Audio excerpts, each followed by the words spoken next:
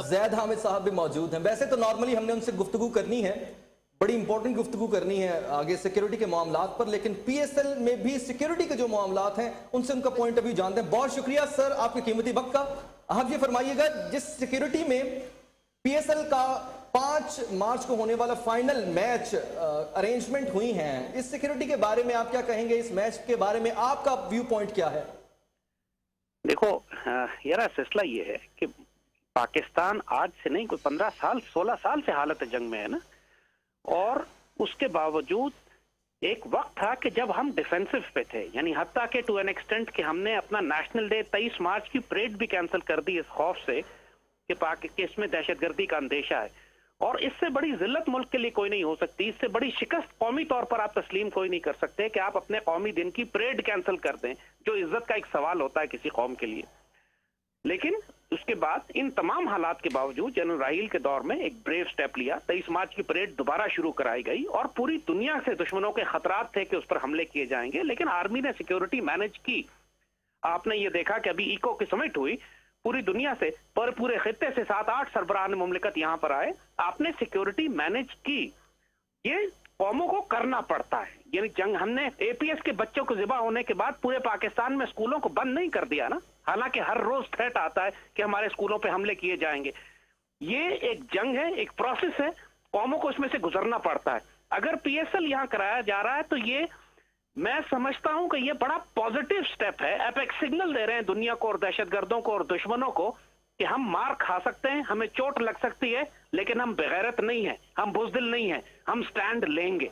Margaret Thatcher पे कातलाना हमला हुआ था आयरलैंड में, जिस होटल में बम ब्लास्ट किया गया, मार्गरेट थैचर वहां ठहरी हुई थी, इसके मिनिस्टर्स ठहरे हुए थे, कुछ मारे गए उसके अंदर से, उसके बावजूद उसने उसी होटल में अपनी उस कॉन्फ्रेंस को, उस मीटिंग को किया जिसको करने वो वहां गई थी। ये मैसेज देने के लिए आयरिश रिपब्लिकन आर्मी को कि हम खौफजदा नहीं है।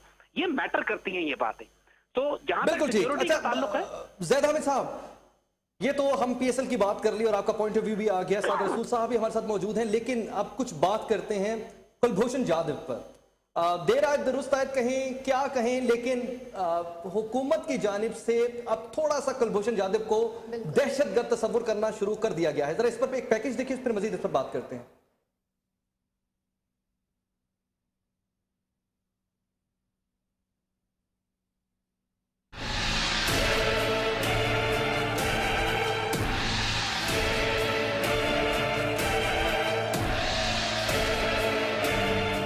भारतीय जासूस कुलभूषण यादव के खिलाफ एफआईआर दर्ज कर ली गई। अदालती कार्रवाई शुरू करने के लिए सवालात की फहरिस्त भी भारत भिजवा दी गई। वाज़ेह रहे कि गुज़श्ता बरस कुलभूषण यादव को बलूचिस्तान से गिरफ्तार किया गया था। इस खतरनाक जासूस का मकसद पाकिस्तान में बड़े पैमाने पर दहशतगर्दी करवाना था, जबकि गुज़श्ता रोज भारतीय सहूलतकार बराहम दाग बुगटी के रेड वारंट भी जारी किए गए थे, जो कि बलूचिस्तान में भारत की जानिब से दहशतगर्दी में मुलव्वस हैं।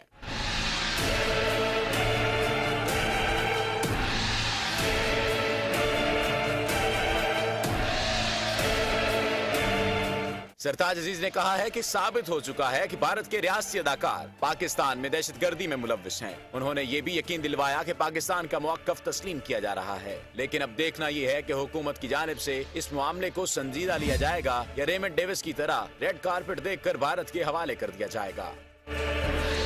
जी हाँ ज़ैद हामिद साहब, गुज़श्ता बरस गिरफ्तार होने वाला नॉन स्टेट एक्टर नहीं, यानी स्टेट एक्टर कुलभूषण यादव, उसकी एफआईआर दर्ज हो गई है। बहुत बड़ी कामयाबी, मुबारक हो आपको। यारा, मुझे मुबारकबाद उस वक्त देना कि जब वजीर आजम पाकिस्तान अपने मुंह से कुलभूषण यादव को गद्दार और जासूस करार देगा। ये वजीर आजम ने आज तक इतने महीने गुजरने के बाद कुलभूषण का नाम क्यों नहीं लिया?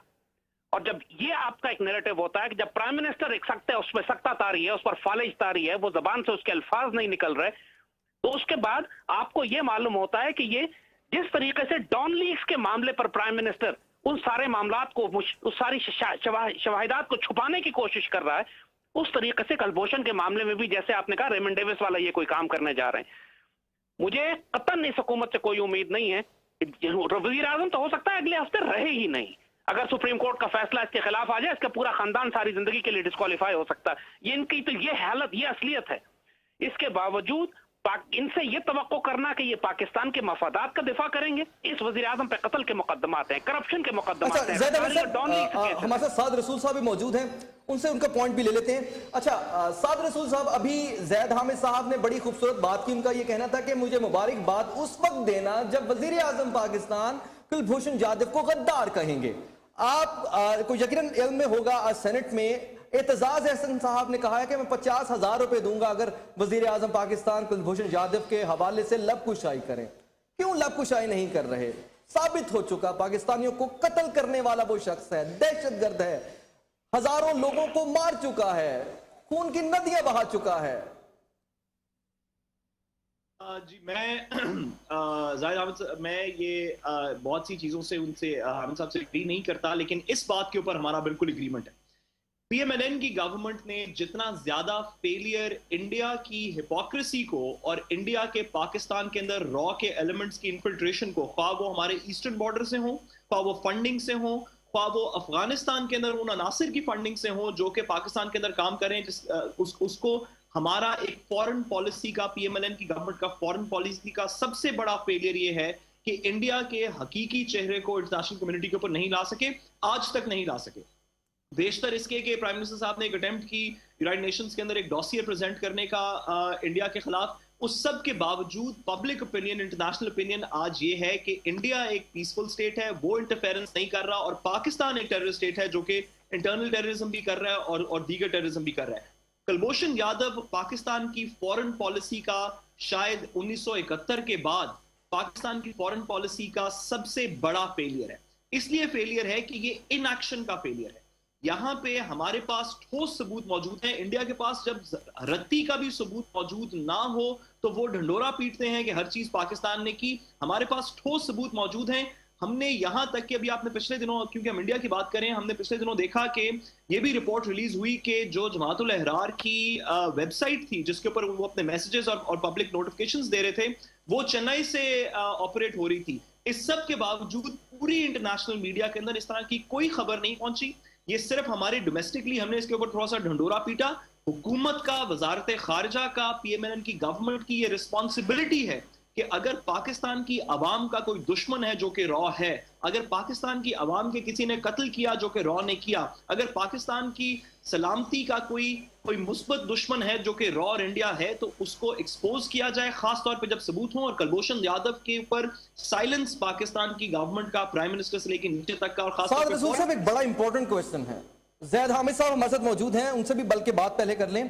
जैद हामिद साहब, अभी साद रसूल साहब ने कहा कि बहुत आपने सही बात की, वज़ीर आज़म पाकिस्तान जब नाम लें तभी मुबारकबाद बनती है, लेकिन सरताज अजीज साहब कहते हैं कि जब मुनासिब वक्त आएगा तब वो नाम ले लेंगे।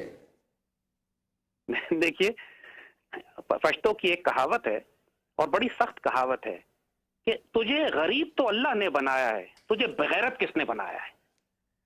बात यह है कि गैरतमंद आदमी को वक्त समझाना नहीं पड़ता। जब उसकी माँ को, उसकी बहन को गाली दी जाए, जब उसकी इज्जत पे हाथ डाला जाए, तो गैरतमंद आदमी मुनासिब वक्त का इंतजार नहीं करता। उम्मत तो पाकिस्तान की इज्जत पे हाथ डाला गया है। इनको हमारा पाकिस्तान का बाप बनाया गया था, इन्होंने कौम को यतीम कर दिया, इज्जत फरोख्त कर दी। महन फरोख्तन व चेरजा फरोख्तन, वतन की आबरू बेची और क्या सस्ती बेची।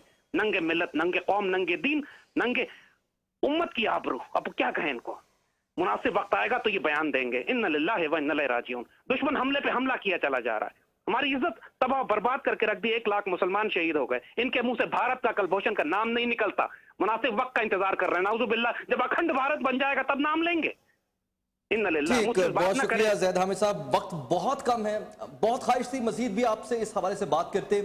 साद रसूल साहब, आपका भी बहुत शुक्रिया। और मुनासिब वक्त, ये वाकई बहुत बड़ी बात है। आपके कितने लोग शहीद हो चुके, कितने लोग शहीद हो चुके।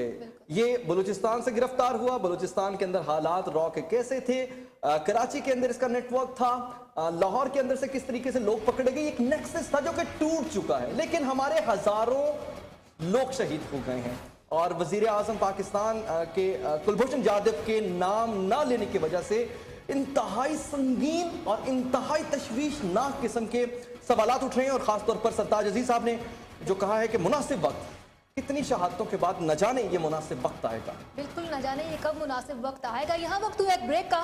Stay with us.